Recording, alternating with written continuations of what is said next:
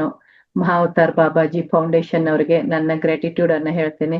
ಇಂಥ ಅದ್ಭುತವಾದ ಸೇವೆಯನ್ನ ನನಗೆ ನೀಡಿದ್ದಕ್ಕೆ ನಾನು ಧನ್ಯವಾದವನ್ನ ಸಮರ್ಪಿಸ್ತೇನೆ. ನಮ್ಮೆಲ್ಲರ ಗುರುಗಳಾದಂತ ಪತ್ರಿಜಿ ಗುರುಗಳಿಗೆ ಆತ್ಮ ಪ್ರಣಾಮಗಳನ್ನ ಸಲ್ಲಿಸುತ್ತಾ, ನಮ್ಮೆಲ್ಲರ ರಕ್ಷಾ ಕವಚವಾಗಿರುವ ಮಹಾ ಅವತಾರ್ ಬಾಬಾಜಿಯವರಿಗೆ ಆತ್ಮ ಪ್ರಣಾಮಗಳನ್ನ ಸಲ್ಲಿಸುತ್ತಾ, ನನ್ನ ಎಲ್ಲ ಈ ಜನ್ಮದ ಗುರುಗಳಿಗೆ ಆತ್ಮ ಪ್ರಣಾಮಗಳನ್ನ ಸಲ್ಲಿಸುತ್ತಾ, ನನ್ನ ಪ್ರೀತಿಯ ತಂದೆ ತಾಯಿಗಳಿಗೂ ಹಾಗೂ ತಮ್ಮೆಲ್ಲರ ಪ್ರೀತಿಯ ತಂದೆ ತಾಯಿಗಳಿಗೆ ಆತ್ಮ ಪ್ರಣಾಮಗಳನ್ನ ಸಲ್ಲಿಸ್ತೀನಿ ಮಾಸ್ಟರ್ಸ್. ಇವತ್ತು ನೋಡಿ ಹೇಗಾಯ್ತು ಅಂತಂದ್ರೆ ಹೇಳ್ತಾರೆ ನೋಡಿ, ರೋಗಿ ಬಯಸಿದ್ದು ಹಾಲು ಅನ್ನ, ಡಾಕ್ಟರ್ ಹೇಳಿದ್ದು ಹಾಲು ಅನ್ನ ಅಂತ. ನನ್ಗೆ ಗೊತ್ತಿಲ್ಲ. ಇವತ್ತು ನಾನು ಯೂಶುವಲಿ ಗೀತಾ ಮೇಡಮ್ಗೆ ಕೇಳ್ತಿದ್ದೆ, ಮೇಡಮ್ ನಾನೇ ಧ್ಯಾನ ಮಾಡಿಸ್ಲಾ ಹೇಗೆ ಅಂತ. ಈ ಸರಿ ಲಕ್ಷ್ಮಿ ಮೇಡಮ್ ನಾನು ಕೇಳೇ ಇಲ್ಲ. ಆದ್ರೂ ನನ್ಗೆ ಗೊತ್ತಿಲ್ಲ, 3:30ಗೆ ನಾನು ಜಾಯ್ನ್ ಆಗ್ತೀನಿ. ಇವತ್ತು ನಾನು 3 o'clockಗೆ ಜಾಯ್ನ್ ಆಗೀನಿ. ಯಾಕಂದ್ರೆ ಮಾಸ್ಟರ್ಸ್ ನನ್ಗೆ ಸೇವೆಯನ್ನ ಮುಂಚೆನೆ ಫಿಕ್ಸ್ ಮಾಡ್ಬಿಟ್ಟಿದ್ರು, ಜಯಶ್ರೀ ಇವತ್ ನೀನು ಧ್ಯಾನ ಮಾಡಿಸ್ಬೇಕು ಅಂತ. ಸೊ ಹಾಗಾಗಿ ಈ ಸೇವೆ ನನ್ಗೆ ಎಕ್ಸ್ಟ್ರಾ ಬೋನಸ್ ಆಗಿ ಸಿಕ್ಕಿದೆ. ಸೊ ಅದಕ್ಕೆ ನಿಮ್ಗೆಲ್ಲರಿಗೂ ಧನ್ಯವಾದ ಮಾಸ್ಟರ್ಸ್. ಧನ್ಯವಾದ ಮ್ಯಾಮ್. ಒಂದ್ ನಿಮಿಷ, ಗೀತಾ ಮ್ಯಾಮ್ದು ನಿಮ್ಗೆ ನ್ಯೂಸ್ ಬಂದಿರ್ಬೇಕು ಅಂತ ಅನ್ಕೊಂಡಿದೀನಿ ma'am. Yes ma'am, yes madam. Okay, continue. ಅದೇ ನಿಜವಾಗ್ಲು ನಮ್ಗೆ ಎಲ್ಲರಿಗೂ ಗೀತಾ ಮೇಡಮ್ಗೆ ನಾವೆಲ್ಲರೂ ಸೇರಿ ಒಂದು ಕಂಗ್ರ್ಯಾಚುಲೇಷನ್ ಅನ್ನ ಹೇಳೋಣ. ಅವ್ರ ಮನೆಗೆ ಮಾಸ್ಟರ್ ಬಂದಿದ್ದಾರೆ. ನಮ್ಮ ಭೂಮಿಯ ಎನರ್ಜಿಯನ್ನ ಇನ್ನಷ್ಟು ಎನರ್ಜೈಸ್ ಮಾಡೋಕೆ ಬೇಬಿ ಬಾಯ್ ಬೇಬಿ ಅವ್ರಿಗೆ ಆಗಿದೆ. ಸೊ ಹಾಗಾಗಿ ಇನ್ನೊಂದು ಮಾಸ್ಟರ್ಸ್ ಉನ್ನತ ಲೋಕದಿಂದ ಬಂದಿದ್ದಾರೆ. ಸೊ ಅವರಿಗೆ ನಾವೆಲ್ಲರೂ ಕಂಗ್ರ್ಯಾಚುಲೇಷನ್ ಹೇಳೋಣ. ಇಲ್ಲಿ ಮೇಡಮ್ ಜಾಯಿನ್ ಆದಾಗ ಹೇಳ್ತಾರೆ, ಯಾಕಂದ್ರೆ ಇದರಲ್ಲಿ ನಂದು ಒಂದು ಹೇಳಕ್ಕೂ ಒಂದು ಇದಿದೆ. ನಾನು ಕೆಲವರಿಗೆ ಮಾತ್ರ ಗೊತ್ತು, ಕೆಲವರಿಗೆ ಗೊತ್ತಿಲ್ಲ. ನಾನು ಕೆಲವೊಂದು ಡಿಕೋಡಿಂಗ್ ಮಾಡಿ ಡಿಕೋಡ್ಸ್ ಕೊಡ್ತೀನಿ. ಸೊ ಅವ್ರಿಗೆ ನಾನು ಕೆಲವೊಂದು ಡಿಕೋಡಿಂಗ್ ಕೊಟ್ಟಿದ್ದೆ. ಸೊ ಅದು ಇವತ್ತು ಬೆಳಗ್ಗೆ ಹೇಳಿದ್ರು, ಅವ್ರಿಗೆ ಗೊತ್ತಿಲ್ಲದೆ ಒಂದು ಡಿಕೋಡ್ ಅನ್ನ ಕೊಟ್ಟಿದ್ದೆ, ಒಂದು ನಂಬರ್ ಕೊಟ್ಟಿದ್ದೆ ನಾನು. ಸೊ ಅದು ಸಕ್ಸಸ್ಫುಲ್ ಆಗಿ ಇವತ್ತು ಅವ್ರಿಗೆ ಬ್ಲೆಸ್ಸಿಂಗ್ ತರ ಆಗಿದೆ. ಸೊ ಅದೇನಂತ ಅವರೇ ನಿಮ್ಗೆ ಬಂದಾಗ ಅವರ ಅನುಭವವನ್ನ ಹಂಚ್ಕೋತಾರೆ ಮಾಸ್ಟರ್ಸ್. ಸೊ ಹಾಗಾಗಿ ನಿಮ್ಗೆಲ್ರಿಗೂ ಧನ್ಯವಾದ. ನಮ್ಮೆಲ್ಲರ ಪರವಾಗಿ ಆ ಮಗುಗೆ ಹಾಗೂ ಗೀತಾ ಮೇಡಮ್ಗೆ ಕಂಗ್ರ್ಯಾಚುಲೇಷನ್ ಹೇಳೋಣ. ಅವರು ಅದ್ಭುತವಾದ ಸೇವೆಯನ್ನ ನೋಡಿ ಲಾಸ್ಟ್ ಡೇ ವರ್ಗುನು ಮಾಡ್ತಾ ಬಂದಿದ್ದಾರೆ. ಅಂತ ಧ್ಯಾನಿ ಅದ್ಭುತವಾದ ಒಂದು ಧ್ಯಾನ ಸೇವೆಯಲ್ಲಿರುವಂತ ಗೀತಾ ಮೇಡಮ್ಗೆ ನಮ್ಮೆಲ್ಲರ ಪರವಾಗಿ ಕಂಗ್ರ್ಯಾಚುಲೇಷನ್. ನೋಡಿ ಇವತ್ತು ನನ್ನ ಸಬ್ಜೆಕ್ಟ್ ಅಂದ್ರೆ ಯಾವ ವಿಷಯ ಬಗ್ಗೆ ನಾನು ಹೇಳಕ್ ಬಂದಿದ್ದೀನಿ ಅಂದ್ರೆ ನಿಮ್ಗೆಲ್ರಿಗೂ ಗೊತ್ತು, ಆಗುವುದಾದ್ರೆ ಸೇತುವೆ ಆಗು ಅಂತ. ಸೊ ಇವತ್ತಿಂದು ಎಷ್ಟು ವಿಷಯ ಕಾಂಬಿನೇಷನ್ ಬಂದ್ಬಿಡ್ತಂತಂದ್ರೆ ನನಗೆ ಒಂಥರ ಸಂತೋಷ ಆಗ್ತಾ ಇದೆ. ಏನಂದ್ರೆ ನೋಡಿ, ನಾವೆಲ್ರು ಏನ್ ಹೇಳ್ತೀವಿ, ಆಗುವುದಾದ್ರೆ ಸಂತೋಷ, ಸೇತುವೆ ಆಗು ಅಂದ್ರೆ ಏನಪ್ಪಾ ಇರ್ಬೋದು ಅಂತ ಎಲ್ರಿಗೂ ಗೊತ್ತಿರುತ್ತೆ.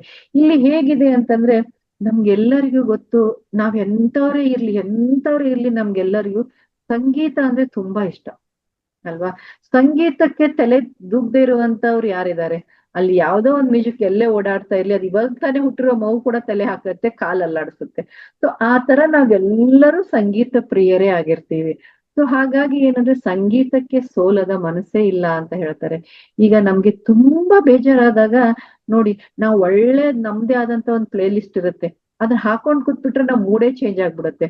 ಸೊ ಅದಕ್ಕೆ ಹೇಳ್ತಾರೆ, ಹಾಕೋದಾದ್ರೆ ಒಳ್ಳೆ ಹಾಡು ಹಾಕು ಅಂತ ಹೇಳ್ತೀನಿ ನಾನು. ಹೇಗಿಗ್ಲಿ ಸೇತುವೆ ಆಗು ಅಂತ ಹೇಳ್ತಾ ಇದೀನಿಲ್ಲ, ಹಾಗೆ ನಿಮ್ ಮೂಡ್ ಸರಿ ಆಗ್ಬೇಕಂದ್ರೆ ಒಳ್ಳೆ ನಿಮ್ಗೆ ಎನರ್ಜಿ ಕೊಡುವಂತ ಹಾಡುಗಳನ್ನ ಹಾಕಿ. ನಿಮ್ಗೆ ಏನೋ ತುಂಬಾ ಬೇಜಾರಿತ್ತಂದ್ರೆ ಮತ್ ಅದೇ ಪ್ಯಾಥೋ ಸಾಂಗ್ ಹಾಕ್ಬೇಡಿ. ಅಯ್ಯೋ ಹಂಗಾಯ್ತು ಹಿಂಗಾಯ್ತು ಇಲ್ಲ, ನಿಮ್ಮಲ್ಲಿ ಹುಮ್ಮಸವನ್ ತರ್ಬೇಕು. ಯಾಕಂದ್ರೆ ನಾನ್ ಮೇಡಮ್ ಅವಾಗ ರೊಮ್ಯಾಂಟಿಕ್ ಸಾಂಗ್ ಕೇಳ್ತಾ ಇದ್ದೆ, ಇವಾಗ ಏನ್ ಕೇಳೋದು? ಯಾಕೆ, ಏನ್ ತಪ್ಪಿದೆ? ಇವಾಗ್ಲೂ ಕೇಳ್ಬೋದು. ನಿನಗದು ಉತ್ಸಾಹ ಕೊಡ್ತಾ ಇದೆ ಯಾವಾಗಾದ್ರೂ ಕೇಳು.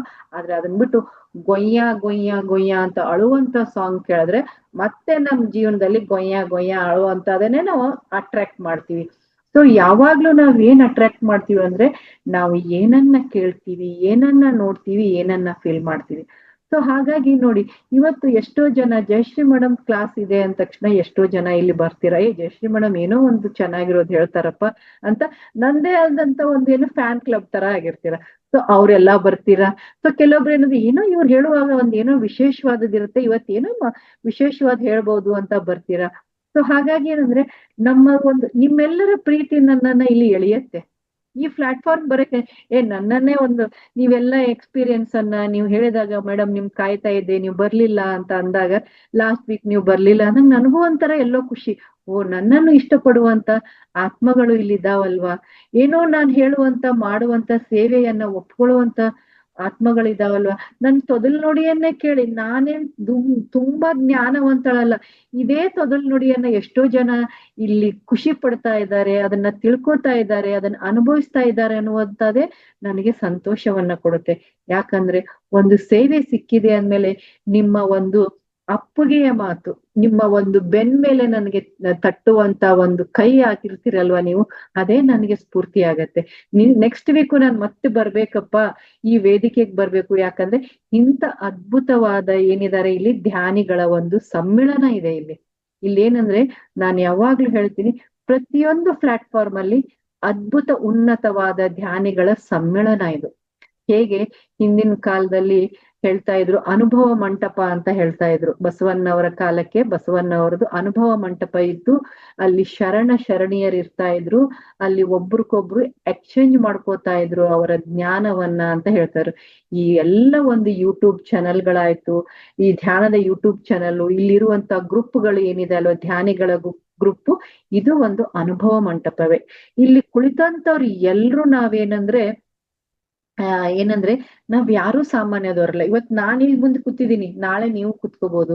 ಈಗ ನನಗೆ ಗೊತ್ತಿಲ್ದಂತ ವಿಷಯವನ್ನ ನಾವು ಚರ್ಚೆ ಮಾಡ್ಕೊಂಡು ಹೋದಾಗ, ನಾನು ಇಲ್ಲಿ ಕಲಿಯಕ್ಕೆ ಬಂದಿದ್ದೀನಿ, ಬರೀ ಹೇಳೋಕೆ ಬಂದಿದ್ದೀನ ಇಲ್ಲ, ನಿಮ್ಮ ಜ್ಞಾನದ ಅನುಭವಗಳನ್ನ ನೀವು ಶೇರ್ ಮಾಡುವಾಗ ನನಗೂ ಎಷ್ಟೊಂದು ಅನುಭವ ಸಿಗತ್ತೆ. ಯಾಕಂದ್ರೆ ನಿಮ್ ಜೊತೆ ನಾನು ಅನುಭವವನ್ನು ಹೊಂದಕ್ಕೆ ಬಂದಿದ್ದೀನಿ. ಸೊ ಹಾಗಿದ್ದಾಗ ನಮ್ದೆಲ್ಲರದು ಒಂದೇ ಜರ್ನಿ ಆಗಿದೆ ಇಲ್ಲಿ. ಸೊ ಹಾಗಾಗಿ ನಾವ್ ಎಲ್ಲರದು ಒಂದೇ ಜರ್ನಿ ಆಗಿದೆಯಪ್ಪ ಅಂತಂದ್ಮೇಲೆ, ನಾವು ಜರ್ನಿಯಲ್ಲಿ ಏನನ್ನ ಕಲಿಬೇಕಾಗಿದೆ ಅಂದ್ರೆ, ಆಗುವುದಾದ್ರೆ ಸೇತುವೆಯಾಗು, ಯಾವ್ದಕ್ಕೆ ಸೇತುವೆ ಆಗ್ಬೇಕಪ್ಪ ಅನ್ನುವಂತ ಒಂದು ವಿಷಯವನ್ನ ನಾನ್ ಹೇಳ್ತೀನಿ. ಯಾಕಂದ್ರೆ ನಮ್ಮ ಎಲ್ಲರ ಜೀವನದಲ್ಲಿ ನಮಗ್ ಗೊತ್ತು, ಜೀವನದಲ್ಲಿ ಸುಖನೂ ಇದೆ, ಶಾಂತಿನೂ ಇದೆ, ಅದ್ರ ಜೊತೆ ಕಷ್ಟ ಅನ್ನೋದಕ್ಕಿಂತ ಚಾಲೆಂಜಸ್ಗಳಿದಾವೆ. ಕಷ್ಟ ಅನ್ಕೊಡುದು, ಚಾಲೆಂಜಸ್ ನಮ್ಗೆ ಬರುವಂತ ಎಕ್ಸಾಮ್ಸ್ಗಳು. ಸೊ ಆ ಎಕ್ಸಾಮ್ಸ್ಗಳು ಬಂದಾಗ ನಾವು ಯಾವ ರೀತಿಯಾಗಿ ಅದನ್ನ ತೆಗೆದುಕೊಳ್ತೀವಿ ಅನ್ನೋದೇ ನಮ್ಮ ಜೀವನದ ನಿರ್ಧಾರವಾಗಿರುತ್ತೆ. ಸೊ ಹಾಗಾಗಿ ಇಲ್ಲಿ ನಾನು ನಿಮ್ಗೆ ಗೊತ್ತು, ನಾನ್ ಬಂದ್ರೆ ಯಾವ್ದಾದ್ರು ಒಂದ್ ಕಥೆಯನ್ನ ತಗೊಂಡ್ ಬಂದಿರ್ತೀನಿ ಅಂತ. ಇವತ್ತು ಕೂಡ ನಾನು ಒಂದು ಚಿಕ್ಕ ಕಥೆಯನ್ನ ನಿಮ್ ಮುಂದೆ ಶೇರ್ ಮಾಡ್ಕೋತೀನಿ. ಏನಂದ್ರೆ, ಸಂಗೀತದಲ್ಲಿ ಅದ್ಭುತವಾದ ಶಕ್ತಿ ಇದೆ ಅನ್ನುವಂಥದ್ದು. ಸೊ ನೋಡಿ, ನಾನು ಅದಕ್ಕೆ ಫಸ್ಟ್ ಹೇಳಿದೆ, ಸಂಗೀತಕ್ಕೆ ತಲೆದೂಗದೆ ಇರುವಂತ ಮನುಷ್ಯರು ಯಾರಾದ್ರೂ ಇದ್ದಾರ? ಮನುಷ್ಯರು ಬಿಡಿ, ಇವಾಗಿನ ಕಾಲದಲ್ಲಿ ಪ್ರಾಣಿಗಳೇ ತಲೆದೂಗ್ತಾ ಇದಾವೆ, ಪ್ರಾಣಿಗಳೇ ಏನಂದ್ರೆ ಡ್ಯಾನ್ಸ್ ಮಾಡ್ತಾ ಇದಾವೆ. ಯಾಕಂದ್ರೆ ಅವು ಅಷ್ಟು ಹೈಟೆಕ್ ಆಗ್ಬಿಟ್ಟಿದಾವೆ ಈಗ. ಸೊ ಅವರಲ್ಲೂ ಅಷ್ಟು ಬಂದ್ಬಿಟ್ಟಿದೆ. ಅಂದ್ರೆ ಸಂಗೀತಕ್ಕೆ ಆ ಒಂದು ಶಕ್ತಿ ಇದೆ. ನಮ್ಮ ಭಾರತದಲ್ಲಿ ನಮ್ಗೆಲ್ರಿಗೂ ಗೊತ್ತು, ಕೆಲವೊಂದು ಕವಿಗಳು ನಿಮ್ಗೆ ಗೊತ್ತು, ಮಾಲಾರ ರಾಗ ಅನ್ಸತ್ತೆ. ಸೊ ತಾನ್ಸೇನ್ ಅವ್ರು ಹಾಡಿದಾಗ ಮಳೆನೇ ಸುರಿಸಿದ್ರು ಅಂತ. ಅಂದ್ರೆ ಸಂಗೀತಕ್ಕೆ ಅಷ್ಟು ಶಕ್ತಿ ಇದೆ. ಕೆಲವೊಂದು ರಾಗಗಳು ಹೇಗಿದಾವಂದ್ರೆ, ನಮ್ಮಲ್ಲಿರೋ ಬ್ಲಾಕೇಜ್ ಅನ್ನ ಕಳೆಯುವಂತ ಶಕ್ತಿ ಅದರಲ್ಲಿದೆ. ಅದಕ್ಕೆ ಸಂಗೀತ ಥೆರಪಿ ಅಂತ ಒಂದಿದೆ. ನಮ್ಗೇನಾದ್ರೂ ಜೀವನದಲ್ಲಿ ಏನಾದ್ರೂ ಸಮಸ್ಯೆಗಳು ಬಂದಾಗ, ಮೇಡಮ್ ಈ ರಾಗವನ್ನ ಕೇಳಿ, ಈ ರಾಗ ಸಂಯೋಜನೆಯಲ್ಲಿ ಆದಂತ ಸಾಂಗ್ ಅನ್ನ ಕೇಳಿ, ಹಾಡನ್ನ ಕೇಳಿ ಅಂತ ಹೇಳ್ತಾರೆ. ಅದಕ್ಕೆ ನೋಡಿ, ನಾವ್ ಯಾವಾಗಾದ್ರೂ ತುಂಬಾ ಬೇಜಾರಾದಾಗ ನಮ್ದೇ ಆದಂತ ಪ್ಲೇ ಲಿಸ್ಟ್ ಇರತ್ತಲ್ವಾ, ನಾವೇ ಇಷ್ಟಪಡುವಂತ ಹಾಡನ್ನ ಹಾಕೊಂಡಾಗ, ನಮಗ್ ಗೊತ್ತಿಲ್ಲ, ಆ ರಾಗ ನಮಗ್ ಗೊತ್ತಿರಕ್ಕಿಲ್ಲ, ಅದನ್ನ ಹಾಕೊಂಡಾಗ ನಮ್ಮ ಮನಸ್ಸಿಗೆ ಅಷ್ಟು ಹಗುರವಾಗತ್ತೆ, ಅಷ್ಟು ಪ್ರೀತಿ ಬರುತ್ತೆ. ನಮ್ ಮೂಡೇ ಚೇಂಜ್ ಹೋಗ್ಲಿ ಬಿಡು, ಆಗಿದ್ದಾಗ್ಲಿ ಅಂತ ಹೇಳ್ಬಿಟ್ಟು ಪಟ್ ಅಂತ ಎದ್ಬಿಡ್ತೀವಲ್ವಾ. ಆ ಶಕ್ತಿ ಎಲ್ಲಿದೆ ಅಂದ್ರೆ ಆ ರಾಗ ಸಂಯೋಜನೆಯಲ್ಲಿದೆ. ಹಾಗೆ ಅಲ್ಲಿ ಬರುವಂತ ಲಿರಿಕ್ಸ್ಗಳಲ್ಲಿ ಕೆಲವೊಂದು ಲಿರಿಕ್ಸ್ ನೋಡಿ, ನಾನು ಯೂಶುವಲಿ ಹೇಳ್ತಾ ಇರ್ತೀನಿ, ಏನಂದ್ರೆ ನಮ್ಮ ಗ್ರೂಪಿನಲ್ಲಿ ನಮ್ದೇ ಆದಂತ ಹೇಗೆ ನ್ಯಾಷನಲ್ ಎಂತಮ್ ಇದೆ, ನಮ್ಮ ಗ್ರೂಪಿಂದ 2 ಎಂತಮ್ ಸಾಂಗ್ ಇದೆ. ನಮ್ ಗ್ರೂಪಿನಲ್ಲಿ 2 ಸಾಂಗ್ ಇದೆ. ಒಂದೇನಂದ್ರೆ ನೋಡಿ, ಅಲ್ಲಿ ನಮ್ ಗ್ರೂಪಿನಲ್ಲಿ ಇರೋರು ಕೆಲವರು ತಲೆ ಅಲ್ಲಾಡ್ತಾರೆ. ಏನಪ್ಪಾ ಅಂದ್ರೆ, ಒಂದು ಹಿಂದಿ ಸಾಂಗು, कुछ तो लोग कहेंगे, लोगों का काम है कहना, छोड़ो बेकार की बातों को ಹಮೆ ಆಗೆ ಜಾನ ಅಂತ ಹೇಳ್ತೀನಿ ನಾನು. ಇದು ಒಂದು ವರ್ಡ್ ಅನ್ನ ನಾನು ಚೇಂಜ್ ಮಾಡಿದೀನಿ. ಏನಂದ್ರೆ ಜನ ಏನಾದ್ರೂ ಅಂತ ಇರ್ತಾರೆ, ಯಾವಾಗ್ಲೂ ಅಂತ ಇರ್ತಾರೆ, ಅವ್ರ ಬಗ್ಗೆ ತಲೆ ಕೆಡ್ಸ್ಕೊಂಡ್ ಕೂತ್ಕೊಂಡ್ರೆ ನಾವು ಇಲ್ಲೇ ಸ್ಟ್ರಕ್ ಆಗ್ಬೇಕಾಗತ್ತೆ ಅಂತ ಹಿಂದಿ ಹಾಡು. ಇನ್ನೊಂದು ನಮ್ಮೆಲ್ಲರ ಫೇವ್ರೆಟ್ ನಟ ಸಾರ್ವಭೌಮ ಅಂತ ಹೇಳ್ತೀವಿ, ರಾಜ್ಕುಮಾರ್ ಅವ್ರದ್ದು ಒಂದು ಹಾಡ ಇದೆ. ಏನು, ಎಮ್ಮೆ ನಿನ್ನ ನೆಮ್ಮದಿಗೆ ಭಂಗವಿಲ್ಲ. ಯಾವುದು, ಯಾರೇ ಕೂಗಾಡಲಿ ಊರೇ ಹೋರಾಡಲಿ ಎಮ್ಮೆ ನಿನಗೆ ನೆಮ್ಮದಿಗೆ ಭಂಗವಿಲ್ಲ ಅಂತೀವಲ್ಲ, ಹಾಗೆ ಯಾರು ಏನೇ ನಮ್ ಬಗ್ಗೆ ಅನ್ಲಿ, ಬೈತಾರ ಬೈಕೊಳ್ಳಿ, ನಮ್ ಬಗ್ಗೆ ಡಿಫೇಮ್ ಮಾಡ್ತಾರ ಡಿಫೇಮ್ ಮಾಡ್ಲಿ, ನಮ್ಗ್ ಅಪಮಾನ ಮಾಡ್ತಾರ ಮಾಡ್ಲಿ, ಏನ್ ಮಾಡ್ತಾರ ಅದ್ ನಿಮಗ್ ಬಿಟ್ಟಿದ್ದು. ನಾನು ನನ್ನ ಜೀವನವನ್ನ ಯಾರಿಗೂ ತೊಂದ್ರೆ ಕೊಡ್ದಂಗ್ ನಾನ್ ನಡ್ಸ್ಕೊಂಡ್ ಹೋಗ್ತಿದ್ದೀನಪ್ಪ ಅಂತ ಅನ್ಕೊಂಡು ನಿಮಗ್ ತುಂಬಾ ಬೇಜಾರಾದಾಗ ಈ ಸಾಂಗ್ ಅನ್ ಕೇಳಿ ನೋಡಿ, ನಿಮ್ ಮನಸ್ಸು ಹೆಂಗ್ ಚೇಂಜ್ ಆಗತ್ತೆ. ಯಾಕಂದ್ರೆ ಅಷ್ಟು ಅದ್ಭುತವಾದ ಒಂದು ಲಿರಿಕ್ಸ್ ಇದೆ ಅದ್ರಲ್ಲಿ. ಆ ಶಬ್ದದಲ್ಲಿ ಏನ್ ಶಕ್ತಿ ಇದೆ ಅಂದ್ರೆ, ಅದಕ್ಕೆ ಹೇಳ್ತಾರೆ ರವಿ ಕಾಣದನ್ನ ಕವಿ ಕಾಣ್ತಾನೆ ಅಂತ ಒಂದು ಶಕ್ತಿ ಆ ಹಾಡಿನಲ್ಲಿದೆ. ನಿಮ್ಗೆ ಯಾವಾಗಾದ್ರೂ ಇಷ್ಟ ಆದ್ರೆ ಯಾರೇ ಕೂಗಾಡಲಿ, ಮುಂಚೆ ಕೇಳಿರ್ತೀರಾ, ಇವಾಗ ಕೇಳಿ ನೋಡಿ ಎಷ್ಟು ಚೆನ್ನಾಗಿದೆ ಅಂತೆ. ಸೊ ಹಾಗಾಗಿ ಸಂಗೀತದಲ್ಲಿ ಅದ್ಭುತವಾದ ಶಕ್ತಿ ಇದೆ ಅನ್ನುವಂತ ಒಂದು ಏನಂದ್ರೆ ಒಂದು ಕಥೆಯನ್ನ ನಾನ್ ನಿಮ್ ಹತ್ರ ಶೇರ್ ಮಾಡ್ಕೊತಾ ಇದ್ದೀನಿ. ಏನಂದ್ರೆ ನಮ್ಗೆಲ್ರಿಗೂ ಗೊತ್ತು, ಮೈಸೂರು ಮಹಾರಾಜರು ನಮ್ಮ ಕರ್ನಾಟಕದ ಒಂದು ಮನೆತನ. ಮೈಸೂರು ಮನೆತನ ಅಂದ್ರೆ ನಮ್ಗೆಲ್ಲರಿಗೂ ಒಂದು ಹೆಮ್ಮೆಯ ಮನೆತನ. ಯಾಕಂದ್ರೆ ಮೈಸೂರು ಮಹಾರಾಜರಂದ್ರೆ ನಾವ್ ಇವತ್ತು ಕೂಡ ಅವರನ್ನ ಏನಂದ್ರೆ ಆ ಒಂದು ಆ ಒಂದು ಏನಂದ್ರೆ ಧನ್ಯತಾ ಭಾವದಿಂದ ಒಂದು ಅವರಿಗೆ ಮರ್ಯಾದೆಯುತವಾಗಿಯೇ ನೋಡ್ತೀವಿ ನಾವು. ಸೊ ಹಾಗಾಗಿ ಆ ಮೈಸೂರು ಮಹಾರಾಜರ ಆಸ್ಥಾನದಲ್ಲಿ ಒಬ್ಬ ಮಹಾನ್ ವೀಣಾ ವಾದಕರಿದ್ರು. ಹಾಗೆ ಇನ್ನೊಬ್ರು ಮಹಾನ್ ಸಂಗೀತ ವಿದ್ವಾಂಸರಿದ್ರು. ಒಬ್ರು ವೀಣಾ ವಾದಕರಿದ್ರು, ಇನ್ನೊಬ್ರು ಏನಂದ್ರೆ ಸಂಗೀತ ವಿದ್ವಾಂಸರಿದ್ರು. ಇಬ್ರು ಕೂಡ ಮಹಾನ್ ಕಲಾವಿದ್ರು. ಅವ್ರು ಒಬ್ರಕ್ಕಿಂತ ಒಬ್ರಿಗೆ ಪೈಪೋಟಿ ಬಿಟ್ರೆ ಅವ್ರು ಹೆಚ್ಚ ಇವ್ರು ಹೆಚ್ಚ ಅನ್ನುವಂಥದ್ದು ಕೆಲವೊಂದ್ಸರಿ ನೋಡಿ ನಾವು ಸರಿ ತಗೋಕೆ ಆಗಿಲ್ಲ. ಹಾಗೆ ಇಬ್ರು ಒಬ್ರಕ್ಕಿಂತ ಒಬ್ರು ಹೆಚ್ಚು ತುಂಬಾ ಮಹಾನ್ ಕಲಾವಿದರೇ ಆಗಿದ್ರು. ಆದ್ರೆ ಒಬ್ಬರನ್ನ ಕಂಡ್ರೆ ಅವ್ರಿಗೆ ಏನಾಗ್ಬಿಡ್ತಂದ್ರೆ ವೃತ್ತಿ ದ್ವೇಷ ಅಂತ ಬರುತ್ತೆ. ಒಂದೊಂದ್ಸರಿ ಏನ್ ಪ್ರೊಫೆಷನಲಿ ಒಂದೊಂದ್ಸರಿ ದ್ವೇಷ ಬಂದ್ಬಿಡುತ್ತೆ ಸೇಮ್ ಪ್ರೊಫೆಷನ್ ಮಾಡೋರ್ಗೆ.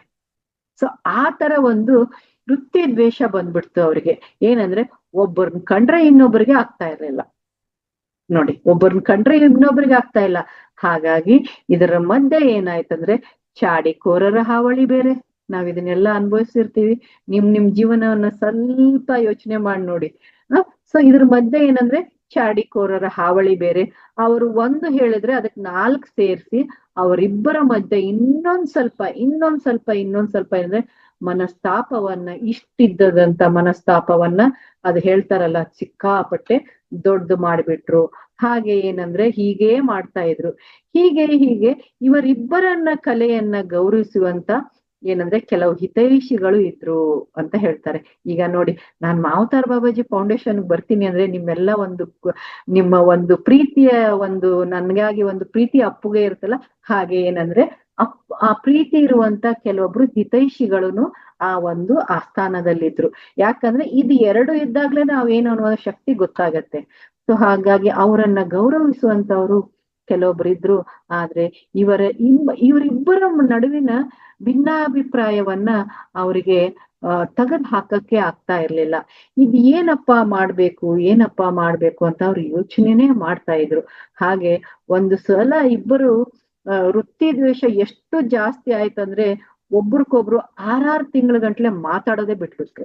ಅದು ಎಲ್ಲಿ ದೀರ್ಘಕ್ಕೆ ಹೋಯ್ತಂದ್ರೆ ಒಬ್ಬರ ಮುಖ ಒಬ್ಬರು ನೋಡೋದಷ್ಟೇ ಅಲ್ಲ, 6 ತಿಂಗಳ ಗಂಟೆ ಮಾತಾಡೋದನ್ನೇ ಬಿಟ್ಬಿಟ್ರು. ಸೊ ಹೀಗಾಗಿ ಏನಂದ್ರೆ ಕೆಲವು ಅಭಿಮಾನಿಗಳಿಗೆ ಏನಾಯ್ತಂದ್ರೆ, ಯಾಕಂದ್ರೆ ಒಳ್ಳೇದನ್ನ ಬಯಸೋರು ಯಾವಾಗ್ಲೂ ಇರ್ತಾರೆ. ಯಾಕಂದ್ರೆ ಯಾವಾಗ್ಲೂ ನಮ್ಗೆ ಕೇಡನ್ನ ಬಯಸೋರು ಎಷ್ಟು ಇರ್ತಾರೆ, ಅದೇ ರೀತಿ ನಮ್ಗೆ ಒಳ್ಳೇದನ್ನ ಬಯಸೋರು ಇರ್ತಾರೆ ಅನ್ನೋದನ್ನ ನಾವು ಮರಿಬಾರ್ದು. ಸೊ ಅವ್ರಿಗೆ ಒಳ್ಳೇದನ್ನ ಬಯಸೋರು ಏನ್ ಮಾಡ್ತಾರೆ, ಹೇಗಾದ್ರೂ ಮಾಡಿ ಇವ್ರನ್ನ ಒಂದುಗೂಡಿಸ್ಲೇಬೇಕು, ಇವರಿಗೆ ಏನ್ ಮಾಡೋದು ಅಂತ ಯೋಚನೆ ಮಾಡಿ ಏನ್ ಮಾಡಿದ್ರಂದ್ರೆ ಇವರಿಬ್ಬರಿಗೂ ತಿಳಿದಂತೆ ಒಂದು ವೇದಿಕೆಯನ್ನ ರೆಡಿ ಮಾಡಿದ್ರು. ಏನಂದ್ರೆ ಒಂದು ಸಂಗೀತ ಕಚೇರಿಯನ್ನ ಏರ್ಪಡಿಸಿದ್ರು. ಸಂಗೀತ ಕಚೇರಿಯನ್ನು ಏರ್ಪಡಿಸಿ ಅವರಿಬ್ಬರನ್ನು ಇನ್ವೈಟ್ ಮಾಡಿದ್ರು ಆ ಸಂಗೀತ ಕಚೇರಿಗೆ.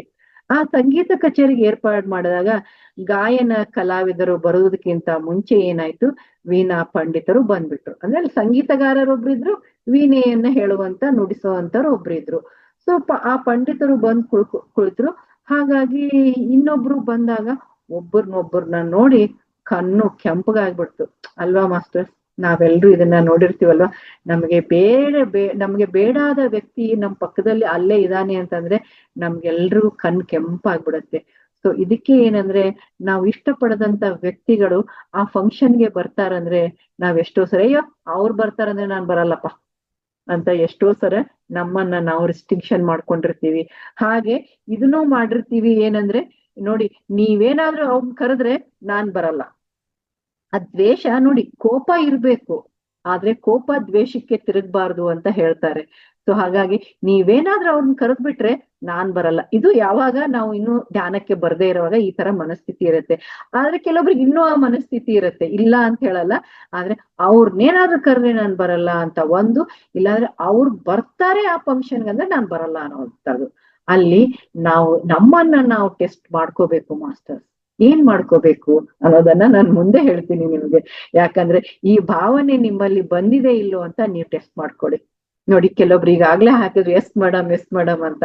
ಸೊ ಅದು ನಮ್ಗೆ ಏನು ಬ್ಲಾಕೇಜ್ ಕೊಡುತ್ತೆ ಅಂತ ನಾನು ಮುಂದೆ ಹೇಳ್ತೀನಿ. ಸೊ ಹಾಗಾಗಿ ಏನ್ ಮಾಡಿದ್ರು, ಅವ್ರ ಕಣ್ಣು ಕೆಂಪಾಗಿ ಏನ್ ಮಾಡಿದ್ರು, ಹೋಗಿ ಯಾರು ಆ ಒಂದು ಸಂಗೀತ ಕಚೇರಿಯನ್ನ ಏರ್ಪಡಿಸಿದ್ರಲ್ಲ ಅವರನ್ನು ಹೋದ್ ಸರಿಯಾಗಿ ತರಾಟೆಗೆ ತಗೊಂಡ್ರು. ಏನು ನೀನು ಈ ತರ ನನ್ಗೆ ಮೋಸ ಮಾಡಿದ್ಯಾ, ನಿನಗ್ ಗೊತ್ತು ನನಗೆ ಆಗಲ್ಲ ಇದೆ ಅಂತ ಗೊತ್ತಿದ್ದು ನೀನ್ ನಮ್ಮನ್ನೇ ಕರೆದಿದ್ಯಾ ಅಂತ ತುಂಬಾ ಏನಂದ್ರೆ ಜೋರಾಗಿ ಮಾತಾಡ್ಬಿಟ್ರು.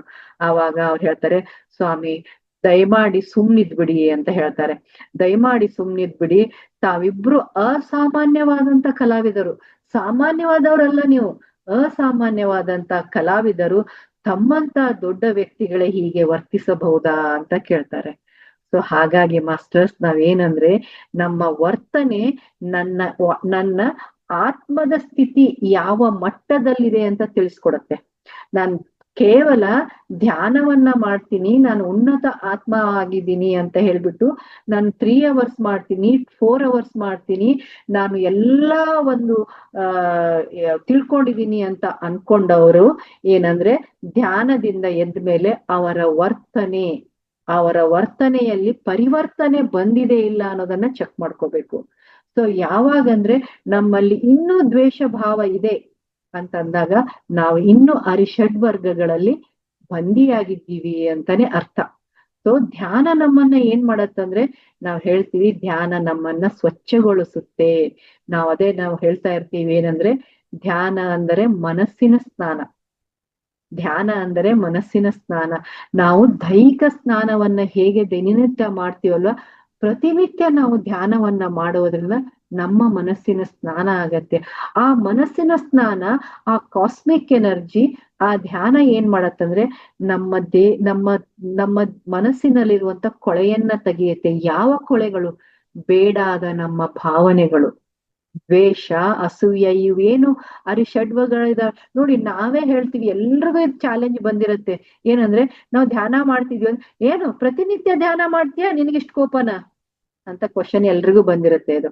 ಆದ್ರೆ ಧ್ಯಾನ ಮಾಡ್ತಾ ಇದೀವಿ ಅಂದ್ರೆ ಕಂಪ್ಲೀಟ್ ಆಗಿ ನಾವು ಕೋಪದಿಂದ ಹೊರಬಂದಿದೀವಿ ಅಂತಲ್ಲ. ನಾವೇ ಹೇಳ್ತೀವಿ ಕೆಲವೊಂದ್ಸರಿ, ಮೇಡಮ್ ನಾನು ತುಂಬಾ ಕೋಪ ಮಾಡ್ಕೋತಾ ಇದ್ದೆ, ಇವಾಗ ಕಡಿಮೆ ಆಗಿದೆ. ಯಾವ್ದು ಮಾಡ್ತು? ನಮ್ಮ ಜ್ಞಾನದ ಶಕ್ತಿ. ಧ್ಯಾನ ಏನ್ ಮಾಡ್ತಂದ್ರೆ ನಮ್ಮ ಕೋಪವನ್ನ ಕಡಿಮೆ ಮಾಡ್ತು. ಕೋಪವನ್ನ ಕಡಿಮೆ ಮಾಡಿ ಏನ್ ಹೇಳ್ತಂದ್ರೆ, ನಿನ್ನ ಅತಿಯಾದ ಕೋಪವೇ ನಿನ್ನ ಜೀವನಕ್ಕೆ ತೊಂದರೆಯಾಗಿದೆ ಅಂತ. ಹಂಗಾದ್ರೆ ನಾವು ಕೋಪನೇ ಮಾಡ್ಕೋಬಾರ? ಇಲ್ಲ, ಕೋಪ ಮಾಡ್ಕೋಬೇಕು. ಯಾವ್ದಂದ್ರೆ ಸರಿಯಾದ ಕೋಪ ಆಗಿರ್ಬೇಕು. ಅದನ್ನ ಬಿಟ್ಬಿಟ್ಟು ಸಿಕ್ಕದಕ್ಕೆಲ್ಲ ಕೋಪ ಮಾಡ್ಕೋಬಹುದು.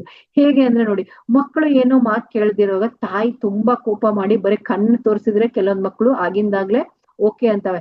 ಆದ್ರೆ ತಾಯಿ ಒಂದು ಏಟ್ ಕೊಡ್ತೀನಿ ಅಂತ ಕೈ ಎತ್ತಿದಾಗ ಮಕ್ಕಳು ಮಾತು ಕೇಳ್ತವೆ. ಸೊ ಇದು ಸರಿಯಾದ ಕೋಪ. ಆದ್ರೆ ತಾಯಿಗೆ ಹಕ್ಕು ಇದೆ, ಹೊಡೆಯೋಕೆ ಹಕ್ಕಿದೆ, ಬೈಯೋಕೆ ಹಕ್ಕಿದೆ. ಮಾತಿಗೂ ಬೈಯೋದು, ಮಾತಿಗೂ ಹೊಡೆಯೋದು ಅಂದ್ರೆ ಅದು ರಾಂಗ್ ಕೋಪ. ಸೊ ನಮ್ಗೆ ಬರುವಂತ ಕೋಪ ಸರಿಯಾದ ಕೋಪವೋ ತಪ್ಪು ಕೋಪವೋ ಅಂತ ನಮ್ಗೆ ಈ ಧ್ಯಾನವೇ ತಿಳಿಸ್ಕೊಡುತ್ತೆ. ಸೊ ಹಾಗಾಗಿ ಅವ್ರು ಹೇಳ್ತಾರೆ, ಯಾಕಂದ್ರೆ ನಾವು ಒಬ್ಬ ದೊಡ್ಡ ವ್ಯಕ್ತಿ ಈ ಸಮಾಜದಲ್ಲಿ ಆಗಿದೀವಿ ಅಂದ್ರೆ ನಮ್ಮನ್ನ ಫಾಲೋ ಮಾಡುವಂತ ವ್ಯಕ್ತಿಗಳು ಇರ್ತಾರೆ. ನಮ್ಮ ಮನೆಯಲ್ಲಿ ನಾವೇ ದೊಡ್ಡವರಾಗಿದ್ದೀರೋ ಅಂದ್ರೆ ನಮ್ಮ ಮಕ್ಕಳು ನಮ್ಮ ಫಾಲೋ ಮಾಡ್ತಾರೆ ಅನ್ನೋದನ್ನ ಮರಿಬಾರ್ದು. ಸೊ ಹಾಗಾಗಿ ಅವ್ರು ಹೇಳ್ತಾರೆ, ಏನ್ ಸರ್ ನೀವೇ ಇಷ್ಟು ದೊಡ್ಡ ವ್ಯಕ್ತಿಯಾಗಿ ನೀವೇ ಏನಂದ್ರೆ ಈ ತರ ಮಾಡಿದ್ರೆ ಹೇಗೆ, ಇಲ್ಲಿ ವ್ಯಕ್ತಿಗತವಾದ ಭಿನ್ನಾಭಿಪ್ರಾಯ ಬೇಡ, ದಯವಿಟ್ಟು ನಿಮ್ಮ ಸಂಗೀತ ಧಾರೆಯನ್ನ ನಮಗೆಲ್ಲರಿಗೂ ಉಣಬಡಿಸಿ, ನೀವಿಬ್ರು ಈ ಪ್ರಪಂಚದಲ್ಲಿ ಇದ್ದಂತ ಪ್ರಚಂಡ ಸಂಗೀತದ ಶಕ್ತಿ ನಿಮ್ಮಲ್ಲಿದೆ, ಒಂದೇ ವೇದಿಕೆಯಲ್ಲಿ ಕೇಳುವಂತ ಭಾಗ್ಯವನ್ನ ನಮಗೆ ಕರುಣಿಸಿ ಅಂತ ಹೇಳ್ತಾರೆ. ಸೊ ಹಾಗಾಗಿ ಅವರು ಹೇಳಿದಾಗ ಅಲ್ಲಿ ಆ ಸೇವೆಗೆ ಮೊದಲು ಕಚೇರಿಗೆ ಬಂದಿದ್ರಲ್ವಾ, ಅವ್ರು ಹೇಳ್ತಾರೆ, ಪ್ರಾರಂಭ ಮಾಡುವುದಾದ್ರೆ ಇದ್ರಲ್ಲಿ ಯಾರು ಮೊದಲು ಪ್ರಾರಂಭ ಮಾಡ್ಬೇಕು, ಅದು ಒಂದ್ ಸಮಸ್ಯೆ ಬರುತ್ತಲ್ವಾ, ಇಲ್ಲಿ ಯಾರು ಮೊದಲು ಮೊದ್ಲೇ ಅವರಲ್ಲಿ ಇದಿದೆ, ಇನ್ ಯಾರು ಮತ್ ಇವ್ರಿಗೆ ಹೇಳಿದ್ರೆ ನೀ ಅವನಿಗೆ ಇಂಪಾರ್ಟೆನ್ಸ್ ಕೊಟ್ಟಿಯಾ, ಮತ್ ಅದು ಬರುತ್ತೆ ನೋಡಿ. ಇದೆಲ್ಲ ನಮ್ ಜೀವನದಲ್ಲಿ ನಡಿದೇ ಇರೋದಂತೂ ಇಲ್ಲ. ಇದು ನಡೆದಾಗ ಅವ್ರು ಏನ್ ಮಾಡ್ತಾರೆ, ಅವ್ರು ಹೇಳ್ತಾರೆ ಯಾರು ಮೊದಲು ಪ್ರಾರಂಭ ಮಾಡು ಅಂತ. ಅವರೇ ಒಬ್ರಿಗೊಬ್ರು ಮುಖ ನೋಡ್ತಾರೆ, ನೋಡಿ ಏನ್ ಮಾಡ್ತಾರೆ, ವೀಣಾ ವಾದಕರು ಏನ್ ಹೇಳ್ತಾರೆ ಅಂದ್ರೆ ನಾನೇ ಮಾಡ್ಬಿಡ್ತೀನಿ ಅಂತ ಅವ್ರು ಫಸ್ಟ್ ಓಪನ್ ಆಗಿ ಹೇಳ್ಬಿಡ್ತಾರೆ. ಸೊ ಅದಕ್ಕೆ ಇನ್ನೊಬ್ರು ಏನ್ ಹೇಳ್ತಾರೆ, ಓಕೆ ಅಂತ ಹೇಳ್ತಾರೆ. ಆದ್ರೆ ಆ ವೀಣಾ ವಾದಕರು ಹೇಳ್ತಾ ಏನ್ ಹೇಳ್ತಾರೆ ಅಂದ್ರೆ, ನೋಡಿ ನನ್ನ ಕಚೇರಿ ಮುಗಿದ ತಕ್ಷಣ ನಾನು ಪ್ರಾರಂಭ ಮಾಡ್ತೀನಿ, ನನ್ ಕಚೇರಿ ಮುಗಿದ ತಕ್ಷಣ ನಾನು ಇಲ್ಲಿಂದ ಎದ್ದು ಹೋಗ್ಬಿಡ್ತೀನಿ ಅಂತ ಹೇಳ್ತಾರೆ ಅವರು. ಆಯ್ತು ಅಂತ ಹೇಳ್ತಾರೆ ಅವರು.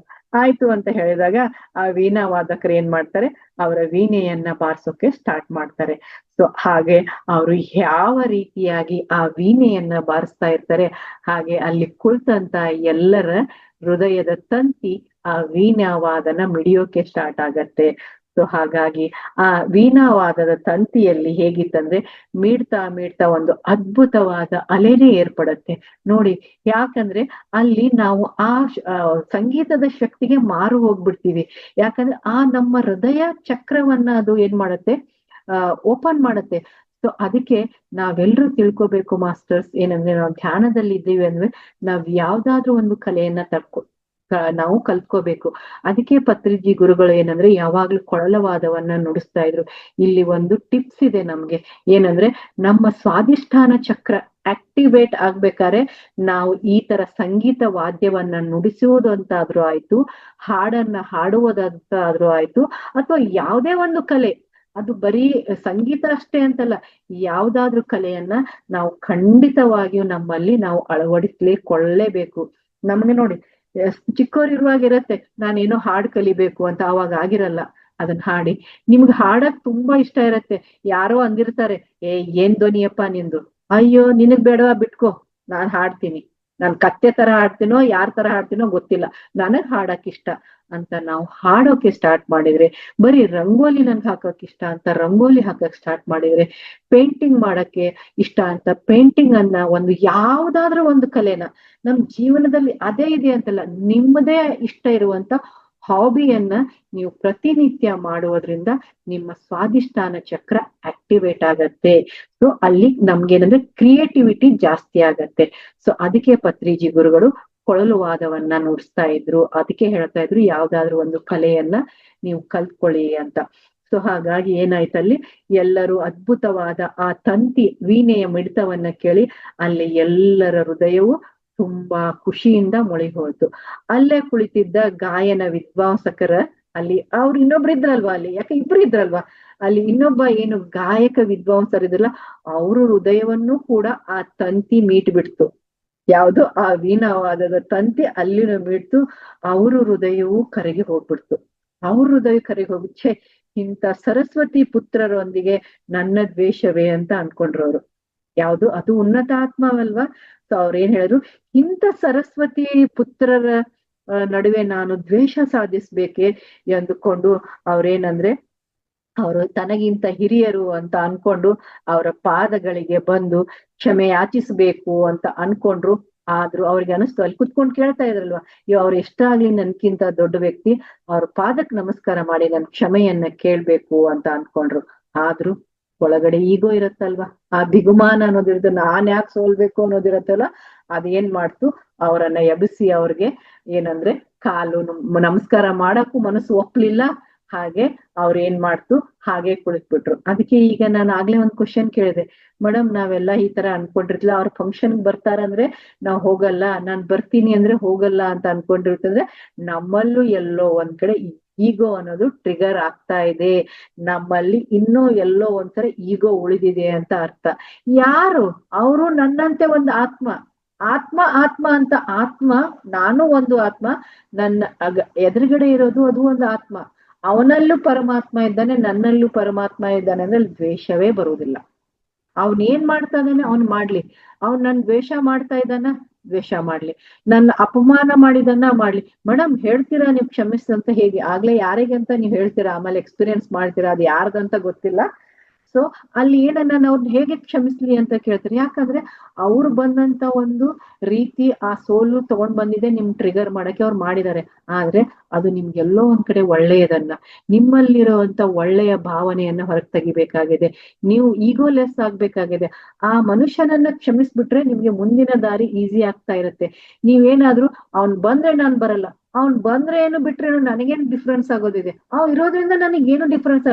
ಅವ್ನ್ ಬೈತಾನ, ಅವನು ಅವನ ಕರ್ಮದಲ್ಲಿ, ಅಂದ್ರೆ ನನ್ನ ಕರ್ಮವನ್ನ ತೊಳಿತಾ ಇದ್ದಾನೆ, ಅವನ ಕರ್ಮ ಚಕ್ರದಲ್ಲಿ ಅವನು ಬೀಳ್ತಾ ಇದ್ದಾನೆ ಅಂತ ತಿಳ್ಕೊಬೇಕು. ಏನಂದ್ರೆ ಅವನು ಎಲ್ಲೋ ಒಂದ್ ಕಡೆ ಏನಂದ್ರೆ ದುಷ್ಕರ್ಮವನ್ನ ಮಾಡ್ತಾ ಇದ್ದಾನೆ, ಇಲ್ಲದ ಸಲ್ಲದ ನನ್ನ ಬಗ್ಗೆ ಮಾತಾಡ್ತಾ ಇದ್ದಾನೆ ಅನ್ನೋದನ್ನ ನಾವು ತಿಳ್ಕೊಬೇಕು. ಸೊ ಹಾಗಾಗಿ ಇನ್ ಮುಂದೆ ನಾವ್ಯಾರಾದ್ರೂ ಏನಂದ್ರೆ ಈ ಒಂದು ಪ್ರಯತ್ನವನ್ನ ಮಾಡಿ ನೋಡೋಣ. ಏನಂದ್ರೆ ಅವ್ರು ಬಂದ್ರೆ ನಾನ್ ಬರಲ್ಲ ಅಂತೀರ, ಅವ್ರಿದ್ರುನು ಹೋಗ್ತೀನಿ, ಅವ್ರು ಇಲ್ಲ ಅಂದ್ರೆ ಹೋಗ್ತೀನಿ. ಯಾಕಂದ್ರೆ ನಾನು ಒಂದು ಉನ್ನತ ಆತ್ಮ.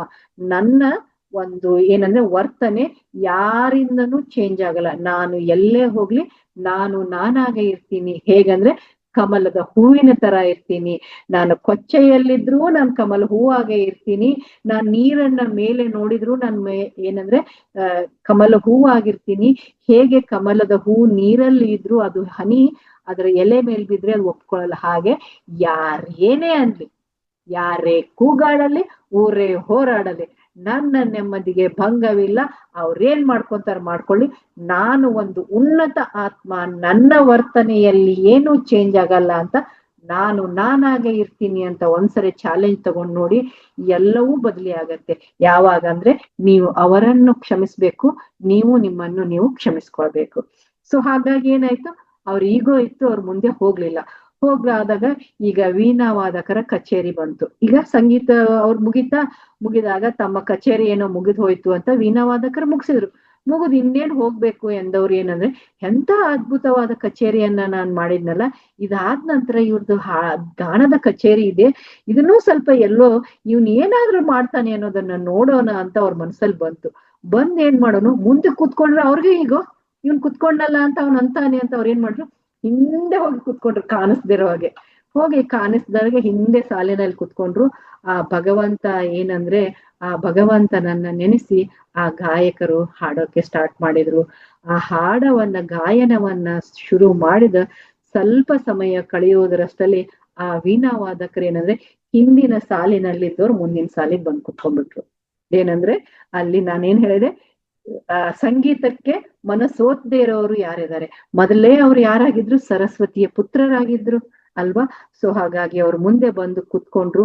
ಮುಂದೆ ಬಂದು ಕುಳಿತು ಅವರ ಕಣ್ಣು ತೇವವಾಗ್ಬಿಟ್ಟು, ಅವ್ರು ಏನಂದ್ರೆ ಕಣ್ಣು ತೇವವಾಗಿ ಗಾಯನ ಮುಗಿದ ತಕ್ಷಣ ಏನ್ ಮಾಡಿದ್ರು ಅಂದ್ರೆ ಜೋರಾಗಿ ಚಪ್ಪಾಳೆಯನ್ನ ತಟ್ಬಿಟ್ರು. ಗಾಯಕರು ತಳಗ್ ಬಂದ ತಕ್ಷಣ ಅವ್ರನ್ನ ಹೋಗಿ ಜೋರಾಗಿ ತಬ್ಕೊಂಡು ಏನ್ ಮಾಡಿದ್ರಂದ್ರೆ ಕಣ್ಣೀರವನ್ನೇ ಸುರಿಸ್ಬಿಟ್ರು. ಯಾರೋ ಚಾಡಿಕಾರರು ಮಾತನ್ನ ಕೇಳಿ ನಿನ್ನ ದ್ವೇಷದಲ್ಲಿ ನಾನು ನಿನ್ನನ್ನ ದ್ವೇಷಿಸ್ತಾ ಹೋದ್ನಲ್ಲಪ್ಪ, ನನಗೆ ತುಂಬಾ ಬೇಜಾರಾಗ್ತಾ ಇದೆ, ಎಷ್ಟೋ ಸಮಯಗಳಿಂದ ಇದನ್ನೆಲ್ಲ ಬಿಟ್ಟು ಬಿಡೋಣ, ಇನ್ ಸಾಕು, ಇಷ್ಟು ದಿವಸ ಮಾಡ್ಬಿಟ್ಟಿದ್ವಿ, ಸಾಕು ಅಂತ ಹೇಳಿ ಈ ಸಮಯವನ್ನ ಮಾಡಿಕೊಟ್ಟಂತವ್ರಿಗೆ ಒಂದು ಧನ್ಯವಾದವನ್ನ ಹೇಳೋಣ. ಈ ಏನಂದ್ರೆ ಈ ಕಚೇರಿಯನ್ನ ನಡೆಸಿದ್ರಲ್ವಾ, ಅವ್ರು ಒಳ್ಳೇದೇ ಮಾಡಿದ್ರು. ಏನಂದ್ರೆ ಎಷ್ಟಾದರೂ ನನಗೆ ತಿಳಿಯಿತು ಈಗಂದ್ರೆ ಸಂಗೀತಕ್ಕೆ ಎಷ್ಟು ದೊಡ್ಡ ಶಕ್ತಿ ಇದೆ ಅಂದ್ರೆ ಒಬ್ಬ ದ್ವೇಷ ಮಾಡುವಂತ ವ್ಯಕ್ತಿಯನ್ನ ಸ್ನೇಹಿತನನ್ನಾಗಿಯೂ ಮಾಡುವಂತ ಶಕ್ತಿ ಇದೆ ಅಂತ ನನಗೆ ತಿಳಿತು. ಸೊ ಹಾಗಾಗಿ ಎಷ್ಟೇ ಆದರೂ ವಾದ್ಯವೇ, ಕಂಠವೇ, ಭಗವಂತ ನಮ್ಮನ್ನ ಇಬ್ಬರನ್ನು ಚೆನ್ನಾಗಿಟ್ಟಿರ್ಲಿ ಅಂತ ಕಣ್ಣೀರು ಒರೆಸ್ಕೊಂಡು ಆ ಗಾಯಕರು ಆ ವೀಣಾವಾದಕರಲ್ಲಿ ಕ್ಷಮೆಯನ್ನ ಕೇಳ್ತಾರೆ. ಪಾದಕ್ಕೆರೆದು ಸಂಗೀತ ಕಚೇರಿಯಿಂದ ಇಬ್ಬರು ಒಂದು ದೊಡ್ಡ ಒಳ್ಳೆಯ ಪ್ರತಿಭಾವಂತರದ ಸಮ್ಮಿಳನಗೊಂಡು ಆ ಕಚೇರಿ ಎಂಡಾಗತ್ತೆ. ಸೊ ಆ ವೀಣಾವಾದಕರು, ಆ ಸಂಗೀತ ಕಲಾವಿದರು ಬೇರೆ ಯಾರು ಅಲ್ಲ ಮಾಸ್ಟರ್ಸ್, ನಮ್ಮ ಕರ್ನಾಟಕದ ಸಂಗೀತದ ಮಹಾವಿದ್ವಾನರಾದಂತ ವೀಣಾವಾದಕರಾದಂತ ವೀಣೆ ಶೇಷಣ್ಣನವರು. ವೀಣಾ ಶೇಷಣ್ಣನವರು ಯಾರಿಗ್ ಗೊತ್ತಿಲ್ಲ? ಸೊ ಇದು ನಡೆದಿದ್ದು ನೈಜ ಕಥೆ. ಇದನ್ನ ಏನಂದ್ರೆ ವೀಣಾವಾದಕರಾದಂತ ಶೇಷಣ್ಣನವರು ಮತ್ತೊಬ್ರು ಯಾರಂದ್ರೆ ಮೈಸೂರು ವಾಸುದೇವಾಚಾರ್ಯರು. ಆ ಗಾಯತ್ವವನ್ನು ಹೊಂದಿದವರು ವಾಸುದೇವಾಚಾರ್ಯರಾಗಿದ್ರು ಮಾಸ್ಟರ್. ಸೊ ಹಾಗಾಗಿ ಶೇಷನ್ ಅವ್ರು ಹೇಳ್ತಾರೆ, ಯಾವುದೋ ಕೋಪ, ತಾಪ, ದ್ವೇಷ, ಸಣ್ಣತನಗಳಿಂದ ನಾವು ಒಂದು ಕ್ಷಣ ಕರಗಿ ಬಿಡುತ್ತೇವೋ ಅದೇ ನಿಜವಾದ ಸಂಗೀತ ಅಂತ ಹೇಳ್ತಾರೆ. ಯಾವಾಗ ಇಂಥ ಸಂಗೀತ ಏನಂದ್ರೆ ಎಲ್ಲವನ್ನ ಕೋಪ, ತಾಪ, ದ್ವೇಷ, ಸಣ್ಣತನವನ್ನ ಕರಗಿಸುವಂತ ಶಕ್ತಿ ಇದೆ. ಸೊ ಹಾಗಾಗಿ ಮನುಷ್ಯನ ಹೃದಯ ಅತ್ಯಂತ ಸುಮಧುರವಾದ ಭಾವನೆಗಳ ಸಂಚಾರಕ್ಕೆ ಅತ್ಯಂತ ಶ್ರೇಷ್ಠವಾದ ವಾಹನ ಯಾವುದಂದ್ರೆ ಸಂಗೀತ. ಸೊ ಹಾಗಾಗಿ ಸಂಗೀತಕ್ಕೆ ಎಲ್ಲವನ್ನ ಕರಗಿಸುವಂತ ಶಕ್ತಿ ಇದೆ.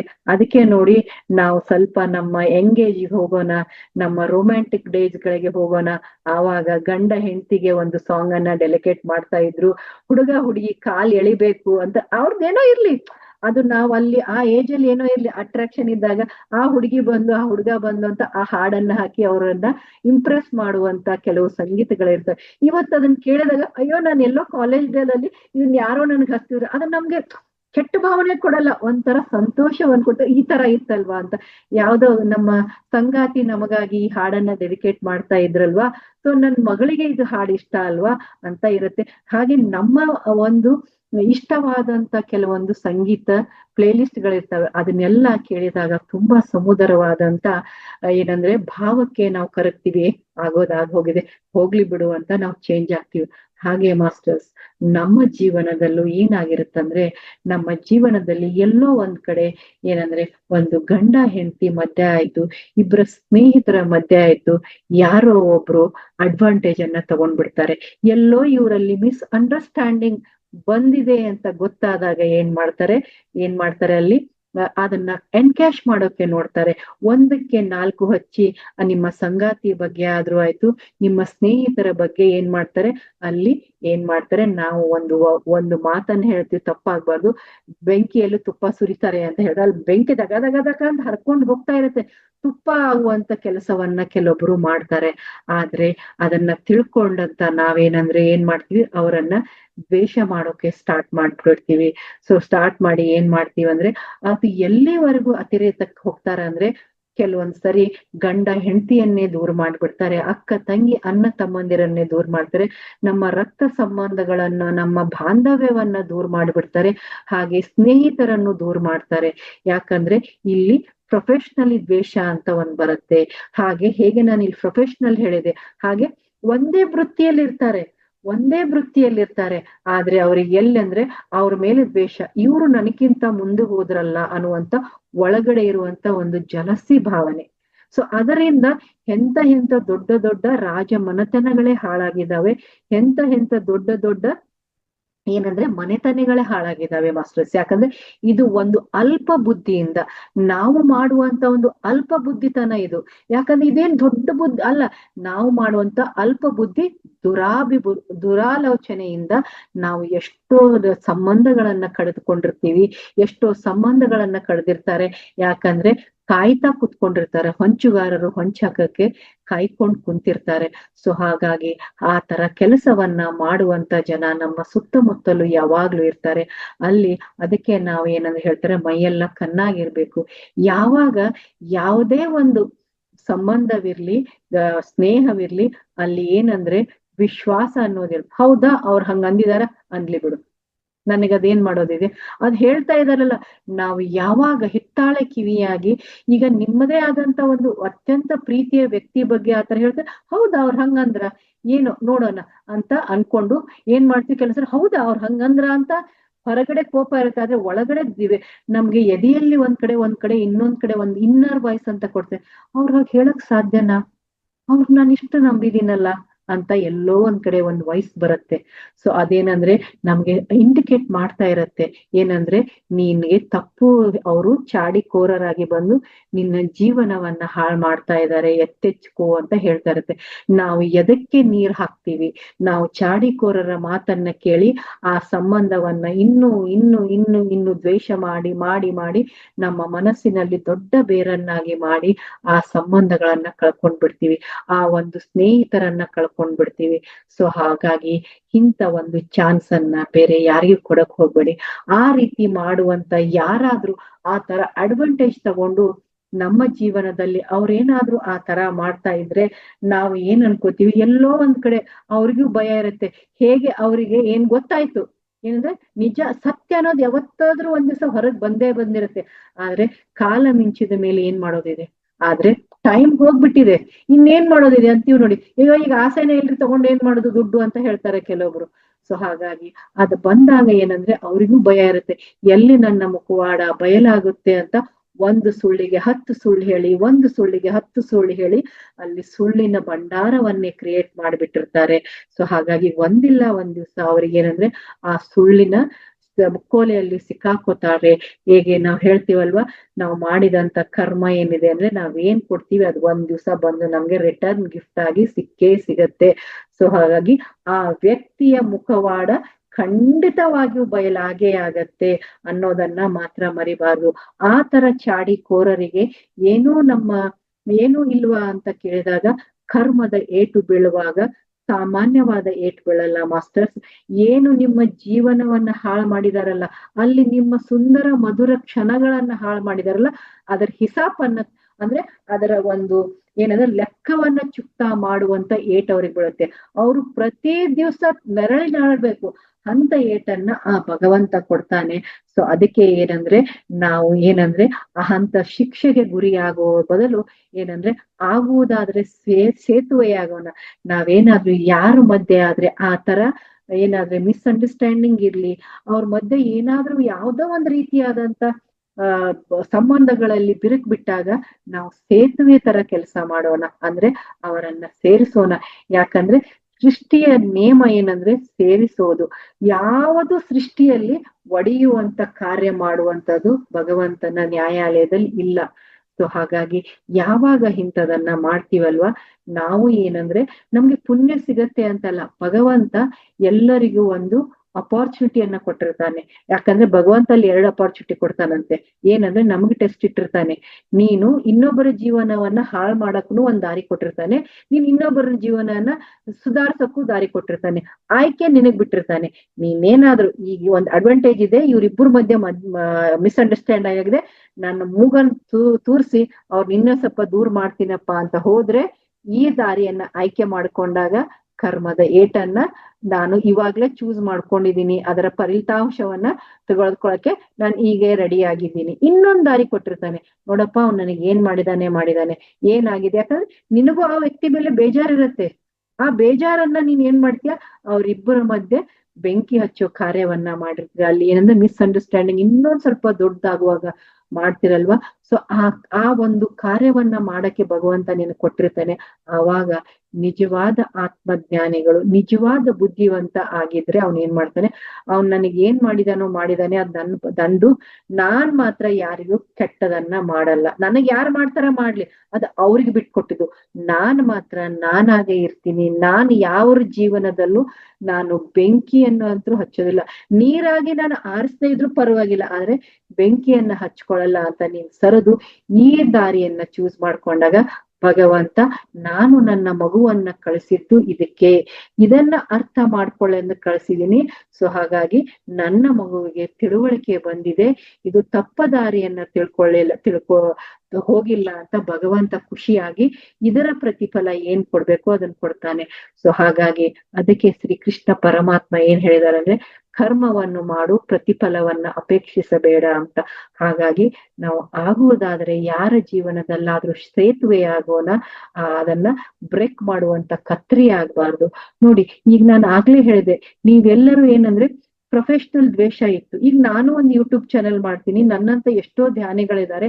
ಅವರನ್ನ ನೋಡಿದ್ಮೇಲೆ ನಾನು ಅದ್ ಮಾಡ್ತೀನಿ, ನನ್ಗಿಂತ ಇವ್ರು ಚೆನ್ನಾಗಿ ಹೇಳ್ತಾರ ಅಂತ ಅಂದ್ಬಿಟ್ಟು ನಾನೇನಾದ್ರೂ ಈಗೋದಲ್ಲಿ ಬಂದ್ರೆ ನನ್ನಂತ ಮೂರ್ಖ ವ್ಯಕ್ತಿನೇ ಯಾರು ಆಗೋದಿಲ್ಲ.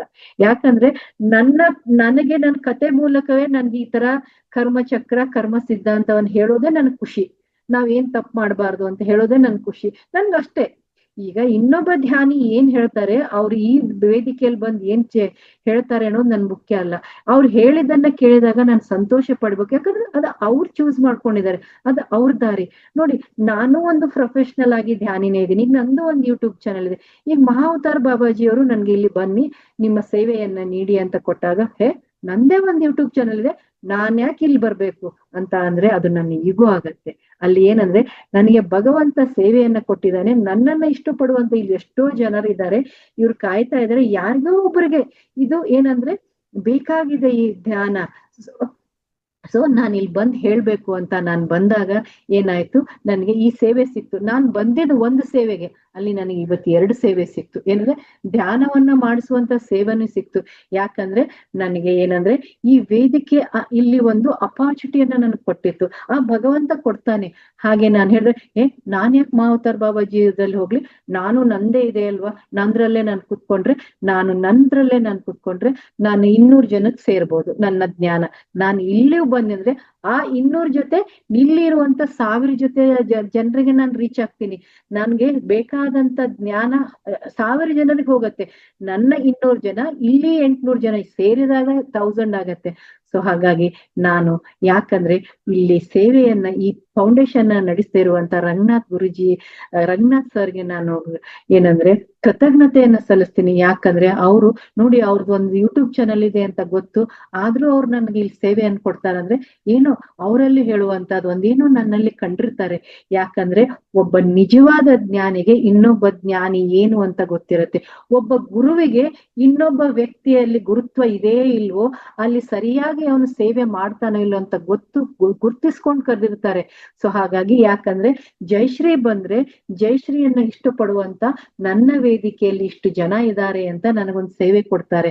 ಆ ಸೇವೆಯನ್ನ ಕೊಟ್ಟಾಗ ನಾನು ಏನಂದ್ರೆ ನಂದೇ ಒಂದಿದೆ, ಇಲ್ಲೇ ಬನ್ನಿಯಪ್ಪ ಅಂತ ಕರೆದ್ರೆ ನನ್ನಂತ ಮೂರ್ಖಳು ಯಾರು ಇಲ್ಲ. ಯಾಕಂದ್ರೆ ಇದು ಏನಂದ್ರೆ ನಾವು ಪ್ರೊಫೆಷನಲ್ ಇರ್ಬೇಕು, ಪ್ರೊಫೆಷನಲ್ ದ್ವೇಷ ಅನ್ನೋದು ಇರ್ಬಾರ್ದು. ಪ್ರೊಫೆಷನಲ್ ಆಗಿ ಅಂದ್ರೆ ಕಾಂಪಿಟೇಷನ್ ಇರ್ಬೇಕು. ಕಾಂಪಿಟೇಷನ್ ಹೇಗಿರ್ಬೇಕಂದ್ರೆ ಹೆಲ್ದಿ ಕಾಂಪಿಟೇಷನ್ ಇರ್ಬೇಕು. ಯಾವ ತರ ಅಂದ್ರೆ ರಂಗನಾಥ್ ಜಿಯವರು ಮಹಾವತಾರ ಬಾಬಾಜಿಯಲ್ಲಿ ಈ ತರ ಎಲ್ಲ ಸೇವೆ ಮಾಡ್ತಾ ಇದಾರೆ, ಅದರಿಂದ ನಾನು ಇನ್ಸ್ಪೈರ್ ಆಗಿ ನಾನು ಇನ್ನೂ ಅದ್ಭುತವಾದ ಸೇವೆಯನ್ನು ಕೊಡ್ಬೇಕಲ್ವಾ ಅಂತ ನನ್ನಲ್ಲಿ ನಾನು ಇನ್ಸ್ಪೈರ್ ಆಗ್ಬೇಕು. ಹೊರತಾಗಿ ನಾನು ಆ ಇನ್ನೊಬ್ಬ ಧ್ಯಾನಿಯನ್ನು ಕರ್ಸಿದಾರಲ್ವಾ, ನಾನು ಅವರಲ್ಲಿ ನಾನು ಆ ವೇದಿಕೆಗೆ ನಾನು ಹೋಗಲ್ಲಪ್ಪ, ಅಲ್ಲಿ ನನಗೆ ಅವ್ರ ಇಷ್ಟ ಇಲ್ಲ ಅಂತ ಅಂದ್ರೆ ನನ್ನಂತ ಮೂರ್ಖ ವ್ಯಕ್ತಿ ಯಾರು ಇಲ್ಲ. ಅಂದ್ರೆ ನಾನು ಇನ್ನೂ ಎನ್ಲೈಟ್ಮೆಂಟ್ ಆಗಿಲ್ಲ ಅಂತ ಅರ್ಥ. ಅಂದ್ರೆ ಎನ್ಲೈಟ್ಮೆಂಟ್ ಆದಂತ ಸೋಲ್ಗಳು ಯಾರು ನಾನು ಎಲ್ಲಿ ಹೋಗ್ಬೇಕು, ಇಲ್ಲಿ ಹೋಗ್ಬೇಕು, ಅಲ್ಲಿ ಹೋಗ್ಬಾರ್ದು, ಇಲ್ಲಿ ಹೋಗ್ಬಾರ್ದು ಅನ್ನಲ್ಲ. ಸೇವೆ ಸಿಕ್ಕಾಗ ಸೇವೆಯನ್ನ ಮಾಡ್ಬೇಕು. ಅದಕ್ಕೆ ಏನ್ ಹೇಳಿದ್ದಾರೆ ಪತ್ರಿಜಿ ಗುರುಗಳು, ಎ ಕಲ್ತಾಗ ಎ ಕಲ್ಸು, ಬಿ ಕಲ್ತಾಗ ಬಿ ಕಲ್ಸು. ನನಗ್ ಗೊತ್ತಿಲ್ಲ, ಇಲ್ಲಿ ಕುತ್ಕೊಂಡವರು ನೀವು ಎಷ್ಟೋ ವೇದಾಂತಗಳನ್ನ ಓದಿರ್ಬೋದು, ಉಪನಿಷತ್ತುಗಳನ್ನ ಓದಿರ್ಬೋದು, ನಿಮ್ಮದೇ ಆದಂತ ಎಷ್ಟೆಷ್ಟೋ ದೊಡ್ಡ ದೊಡ್ಡ ಬುಕ್ಗಳನ್ನು ಓದಿರ್ಬೋದು, ಆದ್ರೆ ನನಗದ್ರ ಯಾವುದ್ರ ಬಗ್ಗೆಯೂ ಜ್ಞಾನ ಇಲ್ಲ.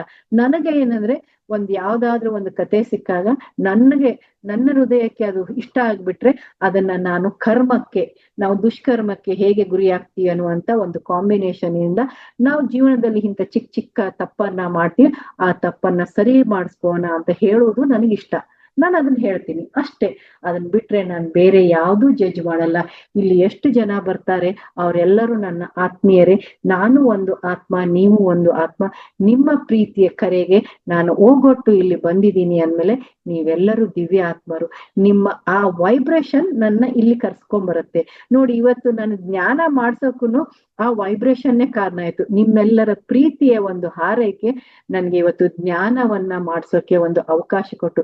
ಬರೀ ನಾನು ಜ್ಞಾನ ಒಂದೇ ಹೇಳ್ಬೇಕಾಗಿತ್ತು, ಇವತ್ತು ಬರೀ ಸತ್ಸಂಗ ಮಾಡ್ಬೇಕಾಗಿತ್ತು. ಆದ್ರೆ ನನ್ಗೆ ಸೇವೆಯನ್ನ ಕೊಟ್ಟ ಭಗವಂತ ಒಂದು ಮೆಡಿಟೇಷನ್ ಮಾಡಿಸುವಂತದ್ದು. ಸೊ ಹಾಗಾಗಿ ಮಾಸ್ಟರ್ಸ್, ನಾವು ಮಾಡುವುದಾದ್ರೆ ನಮ್ಮ ಭಾವನೆಯನ್ನ ಶುದ್ಧ ಇಟ್ಕೊಂಡು ಯಾರೇನೇ ಅನ್ಲಿ, ನನ್ ಮೇಲೆ ಏನೇ ಇರ್ಲಿ, ನನಗೆ ಬೇಕಾದಂತ ನನ್ನನ್ನ ಇಷ್ಟಪಡುವಂತ ಜನ ಇದ್ದಾರೆ. ಯಾಕಂದ್ರೆ ಒಂದು ಈ ಸೊಸೈಟಿಯಲ್ಲಿ ಇದೀವಿ ಅಂದ್ರೆ ನಮ್ಮನ್ನ ದ್ವೇಷಿಸುವಂತವ್ರು, ನಮ್ಮನ್ನ ಹೇಟ್ ಮಾಡುವಂತವ್ರು ಇರ್ತಾರೆ. ನಾವು ಅವ್ರ ಮೇಲೆ ಕಾನ್ಸಂಟ್ರೇಷನ್ ಮಾಡಿದ್ರೆ ನನ್ನನ್ನ ಯಾರು ಇಷ್ಟಪಡ್ತಾರೆ ಅಂತ ಹೇಳ್ಬಿಟ್ಟು ನನ್ನನ್ನ ಇಷ್ಟಪಡುವಂತ, ನನ್ನ ಬಗ್ಗೆ ಒಂದು ಏನಂದ್ರೆ ವಿಶ್ವಾಸವಿಟ್ಟು ಮಹಾವತಾರ್ ಬಾಬಾಜಿ ಫೌಂಡೇಶನ್ ಅವ್ರು ನನ್ ಕರೆದ್ರು. ಇಲ್ಲಿ ನಂದೇ ಆದಂತ ಇಷ್ಟಪಡುವಂತ ಜ್ಞಾನಿಗಳು ನಿಮ್ಮ ವೈಬ್ರೇಷನ್ಗೆ ನಾನು ಬಂದು ಇಲ್ಲಿ ಸೇವೆಯನ್ನ ಸಲ್ಲಿಸ್ತಾ ಇದ್ದೀನಿ ಅನ್ನೋದನ್ನ ಮಾತ್ರ ನೆನ್ಪಿಟ್ಕೋಬೇಕು. ನನ್ನ ಹೇಟ್ ಮಾಡೋರು ಹೇಟ್ ಮಾಡ್ಲಿ, ಅವರಿಗೂ ಕೆಲವೊಬ್ರು ಇರ್ತಾರೆ ಇಲ್ಲಿ ಮುಂದೆ ಬಂದು ಕುತ್ಕೊಂಡ್ರೆ ನಾನು ಎಲ್ಲಿ ಗೊತ್ತಾ, ನನ್ಗೆ ಈ ಜಯಶ್ರೀ ಮೇಡಮ್ ಕ್ಲಾಸ್ ಅಲ್ಲಿ ಜಾಯಿನ್ ಆಗಿದ್ದೀನೋ ಅಂತ ಹೇಳಿ ಗೊತ್ತಾಗಿ ಯೂಟ್ಯೂಬ್ ಅಲ್ಲಿ ನೋಡೋರು ಕೆಲವೊಂದು ಫ್ಯಾನ್ ಕ್ಲಬ್ ಇರ್ತಾರೆ. ಅವ್ರಿಗೂ ಕೂಡ ನಾನು ಬ್ಲೆಸ್ ಮಾಡ್ತೀನಿ. ಏನೋ ನಿಮಗೂ ನನ್ನಲ್ಲಿ ಒಂದು ಒಳ್ಳೇದ್ ಕಾಣ್ತಾ ಅಂತ ಅಟ್ರಾಕ್ಷನ್ ಆಗ್ತಾ ಇದೆಯಲ್ಲ, ನಿಮಗೂ ಸಲ್ಯೂಟ್ ಅಂತ ಹೇಳ್ತೀನಿ. ಯಾಕಂದ್ರೆ ಏನೋ ಒಂದು ಅದ್ಭುತವಾದ ಒಂದು ಶಕ್ತಿ ಇದೆ, ಅಲ್ಲಿ ಏನೋ ಒಂದು ಕಲ್ಕೋಬೇಕಂತ ಬಂದಿದಿರಲ್ಲ, ನಿಮ್ಮಲ್ಲೂ ಆ ಪರಿವರ್ತನೆಗೊಳ್ಳಲಿ. ಬರೀ ನನ್ನನ್ನ ಇಷ್ಟ ಪಡುವಂತವರಲ್ಲ, ನನ್ನನ್ನ ದ್ವೇಷಿಸುವವರಲ್ಲೂ ಆ ದ್ವೇಷ ಭಾವನೆ ನಷ್ಟವಾಗ್ಲಿ ಅಂತ ಹೇಳ್ಬಿಟ್ಟು ನಾವು ನಮ್ಮ ಅನ್ಕಂಡೀಷನಲ್ ಲವ್ ಅನ್ನ ಸೇತುವೆಯನ್ನಾಗಿ ಮಾಡ್ಕೋಣ. ಆಗುವುದಾದರೆ ಸೇತುವೆ ಆಗೋಣ ಮಾಸ್ಟರ್ಸ್. ಏನಂದ್ರೆ ನಾವು ಇನ್ನೊಬ್ಬರ ಜೀವನದಲ್ಲಿ ಕಟ್ಟು ಮಾಡುವಂತ, ಹರಿಯುವಂತ, ಮುರಿಯುವಂತ ಕೆಲಸವನ್ನ ಮಾಡೋದು ಬೇಡ. ನಾವು ಏನು ಕೊಡ್ತೀವೋ ಅದೇ ನಮ್ಮ ಜೀವನದಲ್ಲಿ ಬರುತ್ತೆ ಅನ್ನೋದನ್ನ ನಾವು ಈ ಕಥೆಯಿಂದ ತಿಳ್ಕೊಬಹುದು.